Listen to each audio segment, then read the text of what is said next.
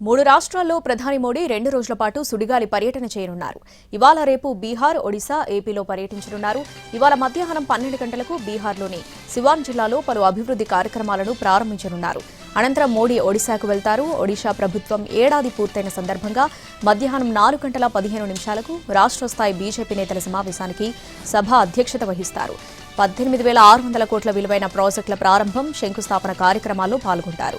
ఒడిశా పర్యటన తర్వాత ఇవాళ సాయంత్రం 6:45 విశాఖపట్నం చేరుకుంటారు. ఇవాళ సాయంత్రం 6:45 ఐఎన్ఎస్ డేకా వైమానిక స్థావరానికి మోడీ చేరుకుంటారు. ప్రధానికి ఆహ్వానం పలికే జాబితాలో పహల్గాం బాధిత కుటుంబాన్ని చేర్చారు. మోడీ రాత్రికి విశాఖలో బస చేస్తారు. రేపు విశాఖలో నిర్వహించే అంతర్జాతీయ యోగా దినోత్సవం కార్యక్రమంలో పాల్గొంటారు.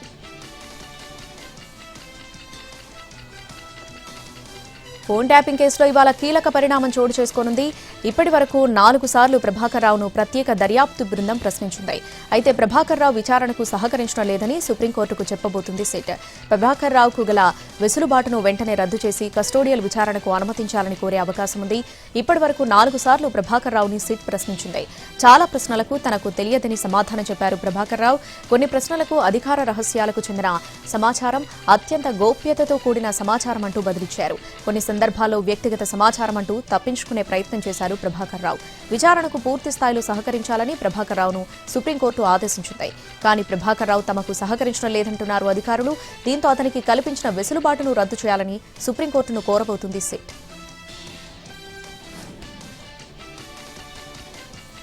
ఆంధ్రప్రదేశ్ చేపట్టిన బనకచెర్ల ప్రాజెక్టుపై కేంద్ర జలశక్తి మంత్రి సిఆర్ పాటిల్కు కంప్లైంట్ చేశారు తెలంగాణ సీఎం రేవంత్ రెడ్డి, నీటిపారుదల శాఖ మంత్రి ఉత్తమ్ కుమార్ రెడ్డి.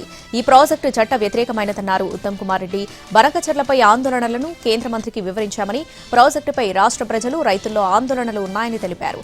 తెలంగాణ అభ్యంతరాలను పరిగణలోనికి తీసుకుంటామని కేంద్ర మంత్రి చెప్పారని ఉత్తమ్ తెలిపారు. బనకచెర్లతో గోదావరి నుంచి ఇంకో బేసిన్కు నీటిని తీసుకెళ్తున్నామన్నారు ఏపీ సీఎం చంద్రబాబు. కృష్ణానదిలో నీరు లేదని మనం కొట్టుకుంటే బాగోదన్నారు. ట్రైబ్యునల్ చెప్పిన తర్వాత లెక్కలు తేలుతాయన్నారు. కాళేశ్వరం కట్టినా తాను వ్యతిరేకించలేదన్నారు. పైన వాళ్ళు ఆడుకున్నా, కింద తాము తీసుకున్నా ఎవరికీ ఇబ్బంది ఉండబోదన్నారు. సముద్రంలోకి పోతున్న నీటిని ఇచ్చిపుచ్చుకునే ధోరణితో వాడుకుందామన్నారు చంద్రబాబు. దీనిపై కేంద్రం వద్దకు వెళ్లి మాట్లాడుకుందామన్నారు. తెలంగాణలో తానెప్పుడూ గొడవ పడబోమన్నారు చంద్రబాబు. కొందరు రాజకీయంగా పబ్బం గడుపుకోవాలని చూస్తున్నారని విమర్శించారు సీఎం.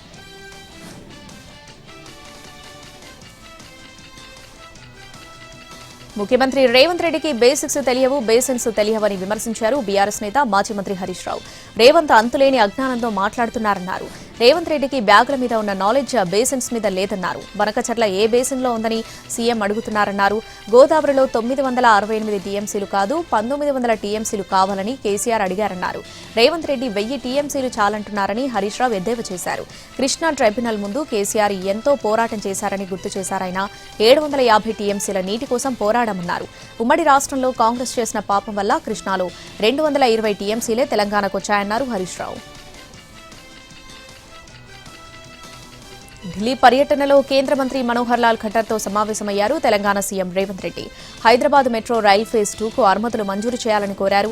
అత్యంత వేగంగా అభివృద్ధి చెందుతున్న హైదరాబాద్ నగరంలో 76.4 కిలోమీటర్ల పొడవైన మెట్రో ఫేజ్ 2 అవసరం ఎంత ఉందని తెలిపారు.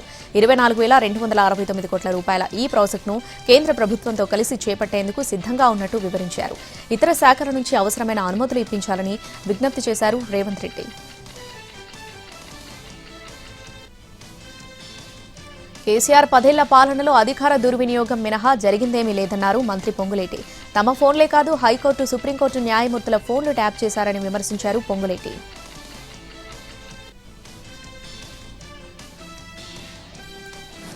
పుష్ప 2లో అల్లు అర్జున్ చెప్పిన రప్పా రప్పా నరుకుతా డైలాగ్ ఇప్పుడు ఏపీలో రాజకీయ దుమారం రేపుతుంది.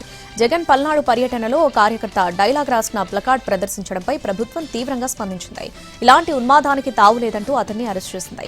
దీంతో పుష్ప డైలాగులు చెప్పడమూ తప్పేనా అని జగన్ ప్రశ్నించారు. దీనిపై ఆగ్రహించిన సీఎం చంద్రబాబు ప్రజలను నరుకుతారా అని మండిపడ్డారు.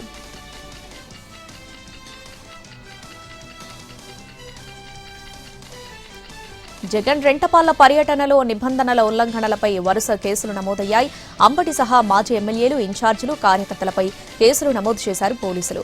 పోలీసు విధులకు ఆటంకం కలిగించి దురుసుగా ప్రవర్తించారని అంబటిపై కేసు నమోదైంది. కంటెపూడి దగ్గర బ్యారిగేడ్స్ ను తోసేశారు అంబటి. ఈ ఘటనలో 4 సెక్షన్ల కింద అంబటిపై కేసు నమోదు చేశారు.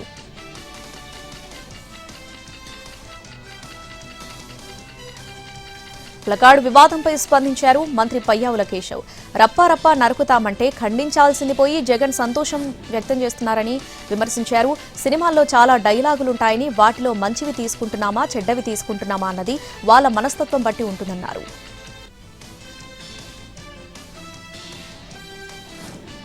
ఏపీలో శాంతి భద్రతలు లేకుండా చేసేందుకు వైసీపీ కుట్ర పన్నుతుందని విమర్శించారు మంత్రి అచ్చెన్నాయుడు. పొదిలి, పల్నాడు ఘటనలే ఇందుకు సాక్ష్యమన్నారాయన. వైసీపీ హయాంలో విపక్షంలో ఉన్న తమను ఎంత ఇబ్బంది పెట్టారో జగన్కు తెలియదా అని ప్రశ్నించారు అచ్చెన్నాయుడు.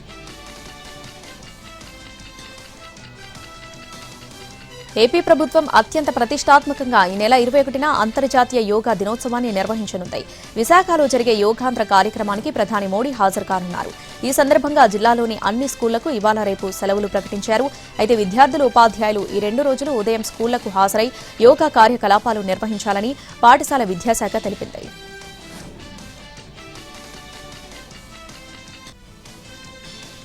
ఈ నెల 21న జరిగే యోగాంధ్ర వేడుకల ద్వారా 22 వరల్డ్ బుక్ రికార్డులు సాధించాలని లక్ష్యాన్ని పెట్టుకున్నట్లు సీఎం చంద్రబాబు తెలిపారు. విశాఖలో నిర్వహించే మెగా ఈవెంట్ గిన్నీస్ రికార్డు సాధించబోతుందన్నారు. విశాఖ ఆర్కే బీచ్ నుంచి భోగాపురం వరకు 26 కిలోమీటర్ల పరిధిలో 3,50,000 మంది యోగా చేసేలా ఏర్పాట్లు చేస్తున్నట్లు చెప్పారు. ఒకవేళ వర్షం వస్తే ప్రత్యామ్నాయం ఏర్పాట్లు ఉండేలా చర్యలు తీసుకున్నట్లు వెల్లడించారు.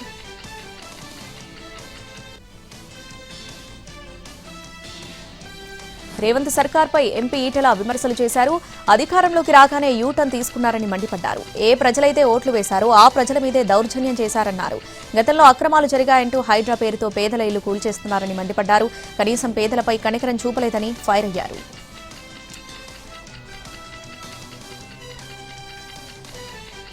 మంత్రి కొండా సురేఖ భర్త మాజీ ఎమ్మెల్సీ మురళి ఆసక్తికర వ్యాఖ్యలు చేశారు. సురేఖ మంత్రి పదవి పోతుందని ప్రచారం చేస్తున్నారని, సీఎం రేవంత్, రాహుల్ గాంధీ ఉండగా ఆ పదవి ఎక్కడికి పోతుందని ప్రశ్నించారు. ఆమెకు కేటాయించిన 3 శాఖల్లో 5 పైసలు కూడా రావన్నారు. ఆమె ఖర్చులకు నెలకు 5 లక్షలు తానే పంపాలన్నారు. ఇక పరకాల నుంచి తన కూతురు సుస్మిత రాజకీయ ప్రవేశం చేస్తారని మురళి ప్రకటించారు.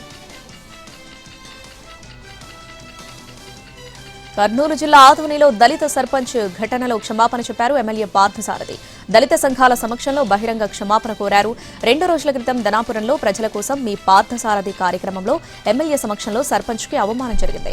సర్పంచ్ చంద్రశేఖర్ ని ఎమ్మెల్యే వేదికపై పిలుస్తూ ఉండగా అతను ఎస్సీ అన్నారు. టీడీపీ రాష్ట్ర మహిళా కార్యదర్శి గుడిసె కృష్ణమ్మ ఎమ్మెల్యే పార్థసారథి అడ్డు చెప్పకపోవడంతో వేదిక కిందనే నిలబడిపోయారు సర్పంచ్ చంద్రశేఖర్.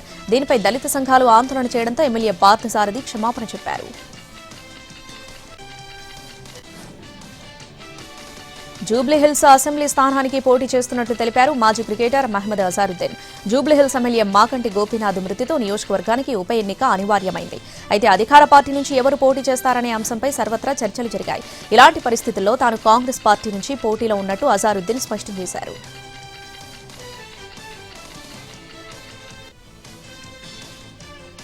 పల్నాడు జిల్లా వైసీపీ సత్తెనపల్లి ఇన్ఛార్జ్ గజ్జల సుధీర్ భార్గవ్ రెడ్డిపై పోలీసులు కేసు నమోదు చేశారు. నరసరావుపేట మాజీ ఎమ్మెల్యే గోపిరెడ్డి శ్రీనివాసరెడ్డి మరికొందరిపై కేసులు పెట్టారు. జగన్ రెంటపాళ్ల పర్యటనలో ట్రాఫిక్ నిబంధనలు ఉల్లంఘించి ప్రజల ఆస్తులకు నష్టం కలిగించారని కేసు నమోదైంది.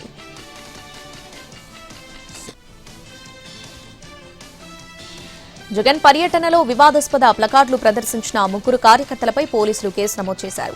ప్లకార్డులు ప్రదర్శించిన తాళ్లూరు గ్రామానికి చెందిన రవితేజను పోలీసులు అదుపులోకి తీసుకున్నారు. ప్రస్తుతం నగరికల్లు పోలీస్ స్టేషన్లో రవితేజను ప్రశ్నించారు. ప్లకార్డులు ప్రదర్శించిన మిగతా 2 కోసం పోలీసులు గాలిస్తున్నారు.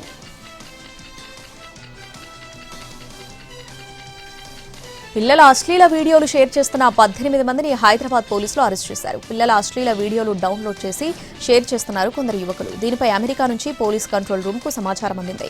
దీంతో 18 మందిని అరెస్ట్ చేశారు పోలీసులు. తెలంగాణ సైబర్ సెక్యూరిటీ బ్యూరో ఆధ్వర్యంలో అరెస్టులు జరిగాయి. ఒక్కో యువకుడిపై 5కు పైగా కేసులు నమోదయ్యాయి. ఇరాన్ ఇజ్రాయెల్ మధ్య యుద్ధం తీవ్రతరమవుతూ ఉండటంతో అంతర్జాతీయంగా చమురు ధరలు పెరుగుతాయనే ప్రచారం జరుగుతోంది.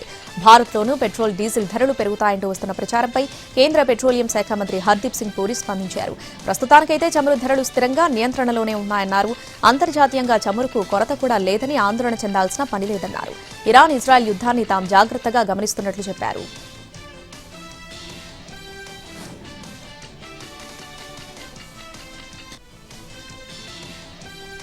అహ్మదాబాద్లో ప్రమాదానికి గురైన ఎయిర్ ఇండియా విమానం బ్లాక్ బాక్స్ పాక్షికంగా దెబ్బతిన్నట్లు తెలుస్తుంది. దీంతో అందులో గల సమాచారాన్ని విశ్లేషించడానికి అమెరికాకు పంపనున్నారు.